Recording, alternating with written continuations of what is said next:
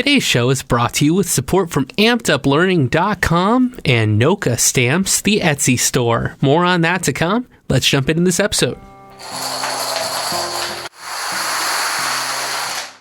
Welcome to Inspiring Teachers, a show bringing you classroom tips, motivation, and stories from successful educators. Join Tavis Beam and Danny Hauger as they explore the why of teaching.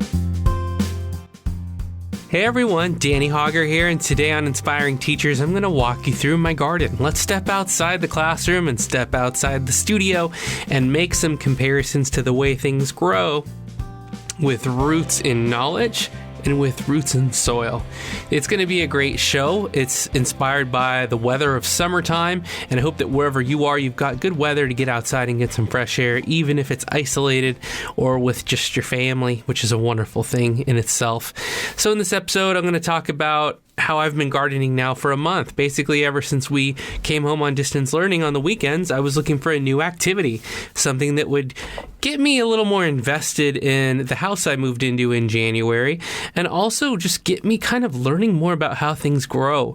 If you're like me, even if you live in California with so much produce and agriculture nearby, we just maybe don't have a lot of knowledge of where our food comes from or how it grows.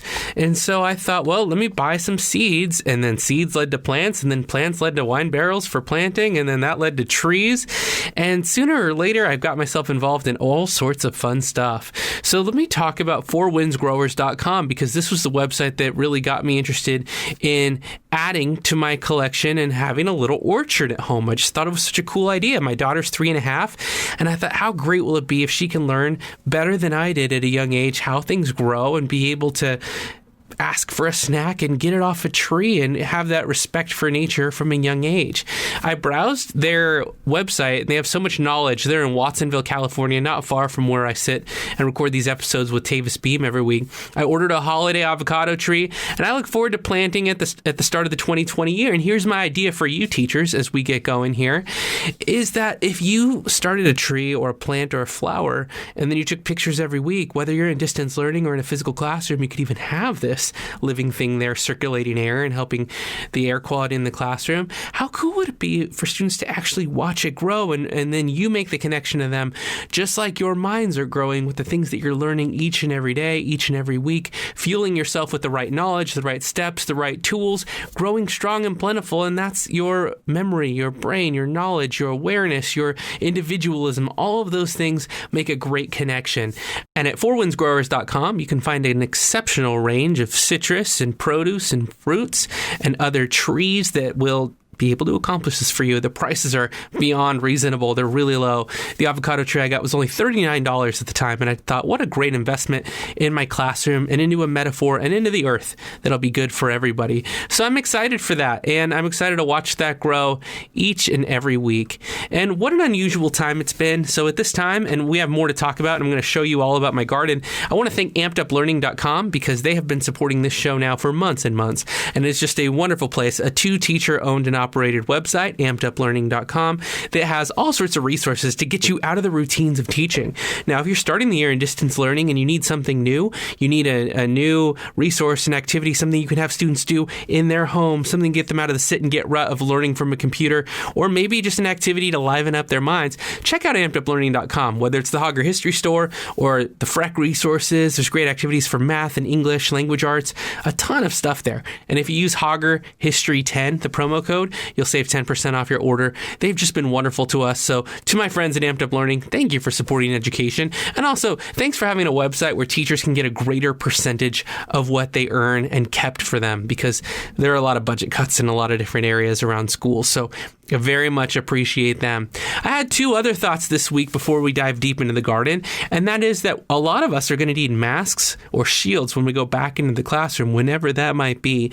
And I just thought about how masks can sometimes hide our identities. They can sometimes hide our personality. They can be a little bit off-putting to look at. And with elementary teachers especially, you want to put a friendly face on, even if your face is not necessarily seen the way you want to be. So I searched around and I looked through Etsy and I found Spindle and Faith. As I was Google searching teacher masks, they have 33. I'm like, whoa, dude, I thought 4 or 5 was great. 33 awesome varieties.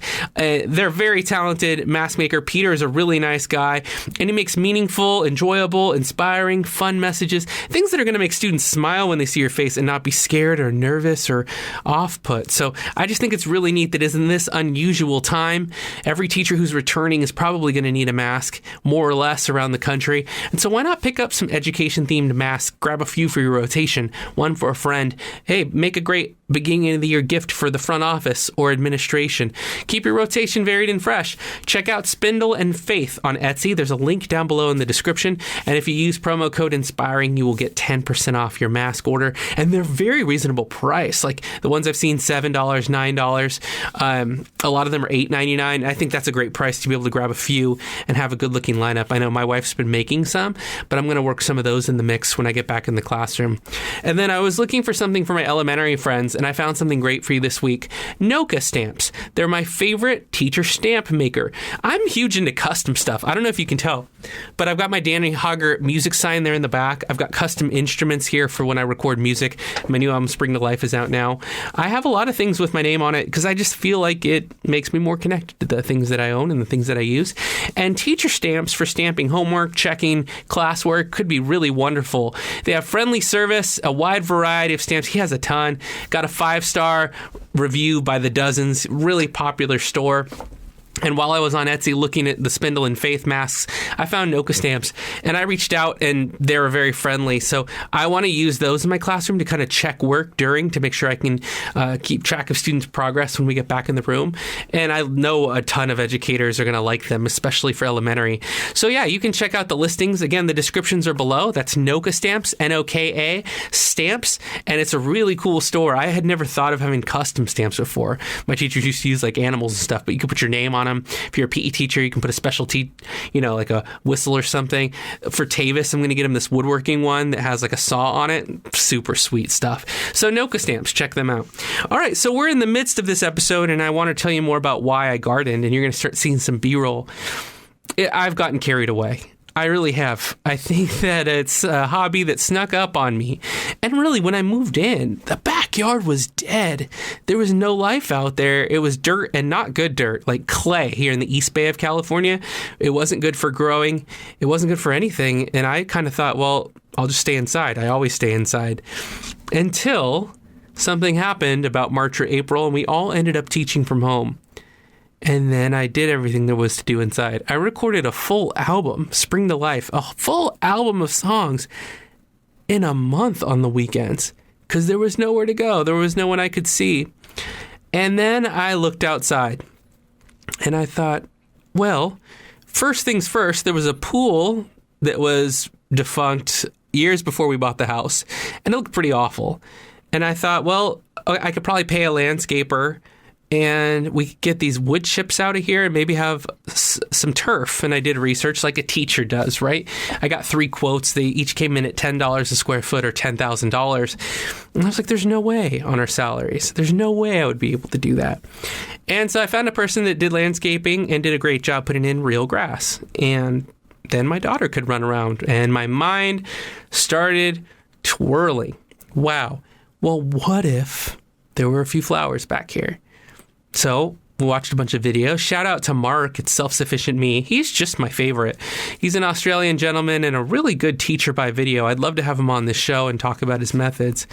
I just think he does a great job explaining in a way that anyone can understand. And he's funny, and I like that in a teacher. I'm trying to be that teacher oftentimes. And so I started with a few flower plants. I visited a few nurseries, and everywhere I went, I brought something home. Some lantanas here, some succulents there, some drought-tolerant plants there, because I want to be responsible about water. And then I wanted to get a tree, because I realized how much planting room we really did have.